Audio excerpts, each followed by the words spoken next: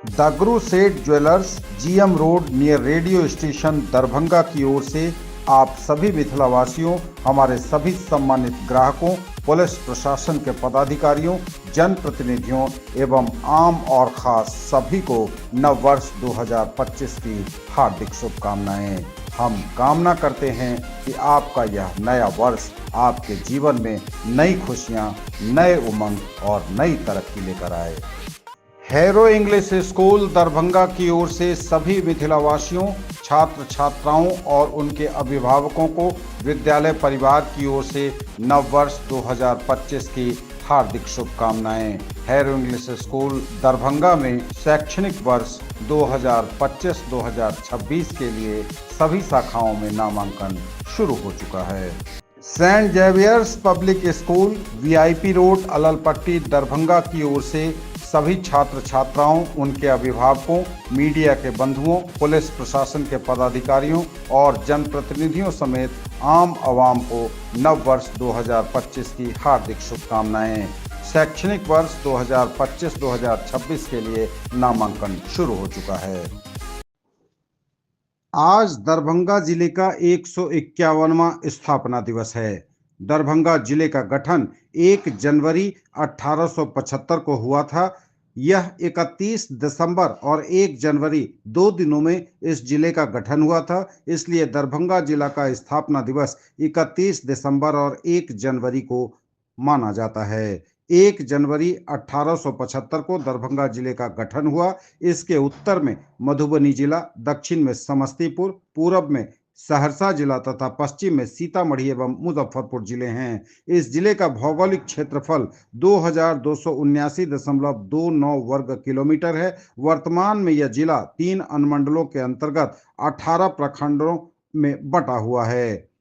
उत्तरी बिहार में दरभंगा प्रमंडल के अंतर्गत दरभंगा एक जिला है। दरभंगा को मिथिला की राजधानी भी कहा जाता है। जिले तथा प्रमंडल का मुख्यालय दरभंगा शहर में है। माना जाता है कि दरभंगा शब्द फारसी भाषा के दर ए बंग यानी बंगाल का दरवाजा का मैथिली में कई सालों तक चलने वाला स्थानीयकरण का परिणाम है। सन 1875 में तिरहुत से अलग कर दरभंगा को जिला बनाया गया था। मिथिला क्षेत्र का यह जिला अपनी प्राचीन संस्कृति, संस्कृत और बौद्धिक परंपरा के लिए विख्यात रहा है। मिथिला संस्कृति का केंद्र रहा यह जिला आम, मखाना, मछली, पान तथा मिथिला चित्रकला के लिए भी प्रसिद्ध है। दरभंगा जिले का गठन 31 दिसंबर और 1 जनवरी को 2 दिनों में हुआ था, 1875 ईस्वी में। इसके उत्तर में मधुबनी जिला, दक्षिण में समस्तीपुर, पूरब में सहरसा तथा पश्चिम में सीतामढ़ी और मुजफ्फरपुर जिले हैं। वैदिक स्रोतों के अनुसार आर्यों की विदेह शाखा ने अग्नि के संरक्षण में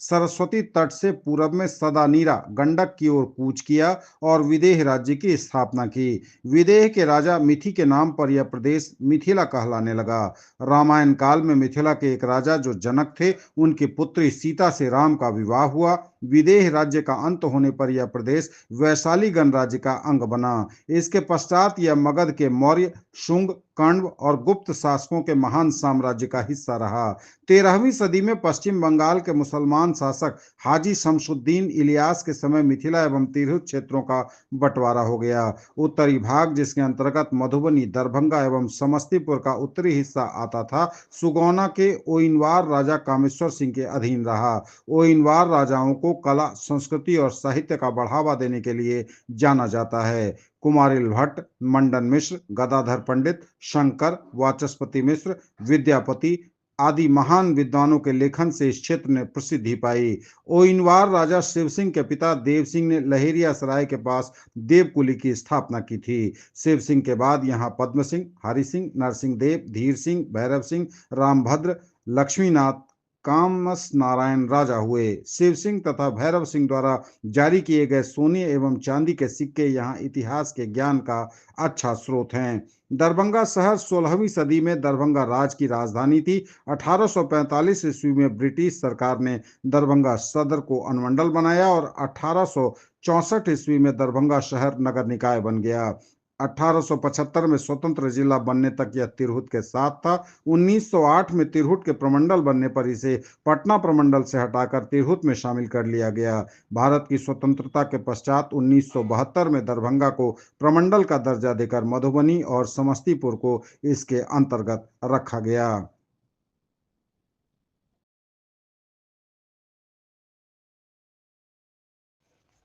मिथिला विज्ञान एवं तकनीकी परिषद दरभंगा एवं बायो एंजाइम उद्यमी अकादमी के संयुक्त तत्वावधान में नए वर्ष में 1 जनवरी से 31 जनवरी 2025 तक बायो एंजाइम @परिवर्तन नाम से राष्ट्रव्यापी महोत्सव आयोजित किया जाएगा।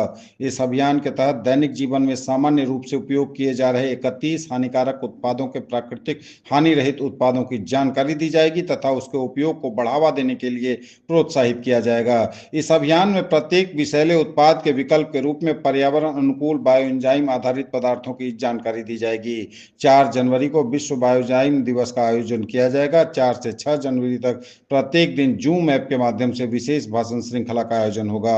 4 जनवरी को मिट्टी के स्वास्थ्य, 5 जनवरी को वायु की शुद्धता, 6 को जल की सुरक्षा विषय पर अंतर्राष्ट्रीय स्तर के विद्वानों का भाषण होगा। इस कार्यक्रम का उद्देश्य साफ, हरा एवं स्वस्थ विश्व को स्थायित्व प्रदान करने के लिए जनमानस को तैयार करना है। यह तमाम जानकारी संस्थापक मिथिला विज्ञान एवं तकनीकी परिषद दरभंगा प्रोफेसर प्रेम मोहन मिश्रा ने दी है।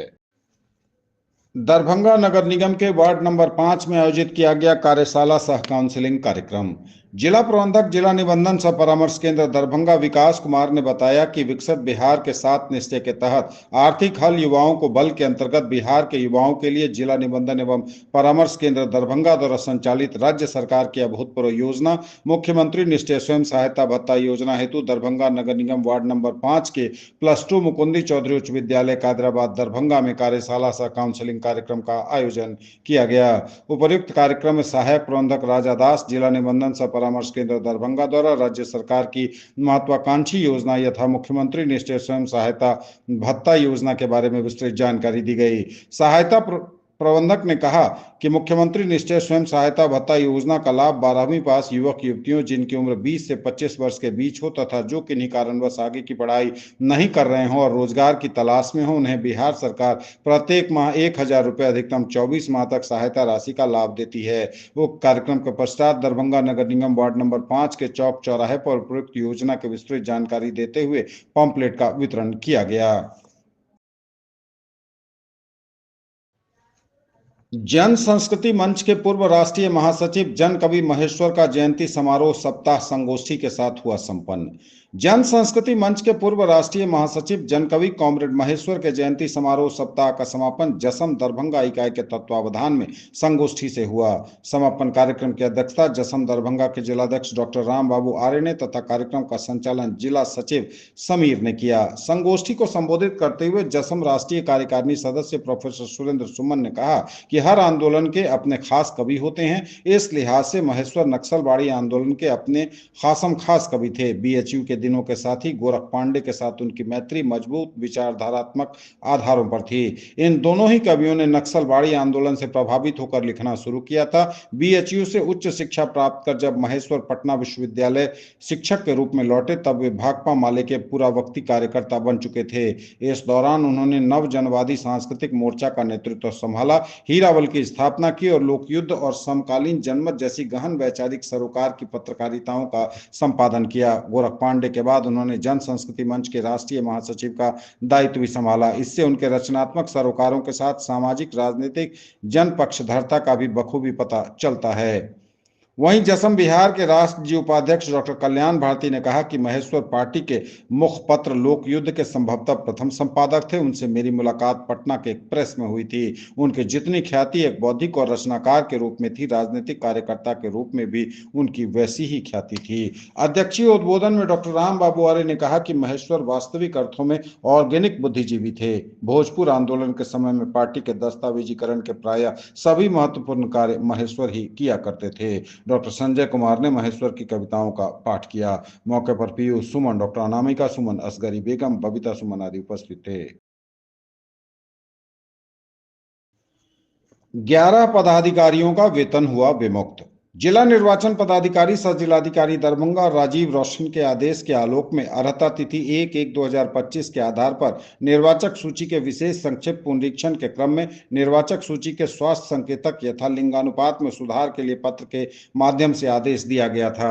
साथ ही कतिपय सहायक निर्वाचक निबंधन पदाधिकारी से कारण परीक्षा करते हुए वेतन स्थगित किया गया था। सहायक निर्वाचक निबंधन पदाधिकारियों से प्राप्त स्पष्टीकरण एवं निर्वाचक निबंधन पदाधिकारी 83 दरभंगा विधानसभा निर्वाचन क्षेत्र से प्राप्त अनुशंसा के आलोक में सहायक निर्वाचक निबंधन पदाधिकारियों से प्राप्त स्पष्टीकरण स्वीकृत करते हुए स्थगित वेतन को विमुक्त किया गया है। गौरतलब है कि जिनमें सहायक जिला आपूर्ति पदाधिकारी दरभंगा, राजस्व पदाधिकारी दरभंगा सदर, प्रखंड कल्याण पदाधिकारी सदर दरभंगा, प्रखंड विकास पदाधिकारी गौराबोराम केवटी, सिंगवाड़ा प्रखंड पंचायत राज पदाधिकारी केवटी, बिरौल, हायाघाट, बहादुरपुर प्रखंड सहकारिता पदाधिकारी केवटी आदि शामिल हैं।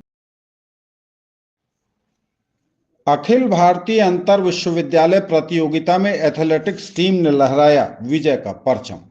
अखिल भारतीय अंतर विश्वविद्यालय एथलेटिक्स प्रतियोगिता में ललित नारायण मिथिला विश्वविद्यालय के एथलेटिक्स खिलाड़ी खेलो इंडिया यूनिवर्सिटी गेम्स में क्वालिफाई होने के साथ ही विश्वविद्यालय स्तर पर 22वां स्थान हासिल किया है। ध्यातव्य हो कि विश्वविद्यालय के इतिहास में पहली बार एथलेटिक्स गेम में इतनी बड़ी उपलब्धि मिली है। इस शानदार जीत पर टोली प्रबंधक अजीत कुमार ने बताया कि भुवनेश्वर स्थित Kalinga institute of industrial technology द्वारा 26 दिसंबर से 30 दिसंबर तक अखिल भारतीय अंतर विश्वविद्यालय एथलेटिक्स टूर्नामेंट 2024-2025 का आयोजन किया गया, जिसमें कुल 900 विश्वविद्यालयों की एथलेटिक्स टीम ने भाग लिया। इस प्रतियोगिता में ललित नारायण मिथिला विश्वविद्यालय की एथलेटिक्स पुरुष एवं महिला टोली ने भी भाग लिया, जिसमें मारवाड़ी कॉलेज के त्रिलोक ने 10,000 मीटर में तृतीय स्थान एवं 5,000 मीटर में द्वितीय स्थान प्राप्त किया।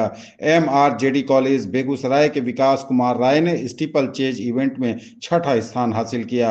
इस जीत पर कुलपति प्रोफेसर संजय कुमार चौधरी ने एथलेटिक्स खिलाड़ियों के शानदार प्रदर्शन पर खुशी व्यक्त करते हुए कहा कि मैं सर्वप्रथम सभी एथलेटिक्स खिलाड़ियों को शानदार जीत के लिए बधाइयां देना चाहूंगा। वास्तव में यह जीत खेल के क्षेत्र में विश्वविद्यालय के बहुमुखी विकास का द्योतक है। यह जीत हम सभी को गौरवान्वित करने के साथ ही ऐतिहासिक और अविस्मरणीय रहेगी।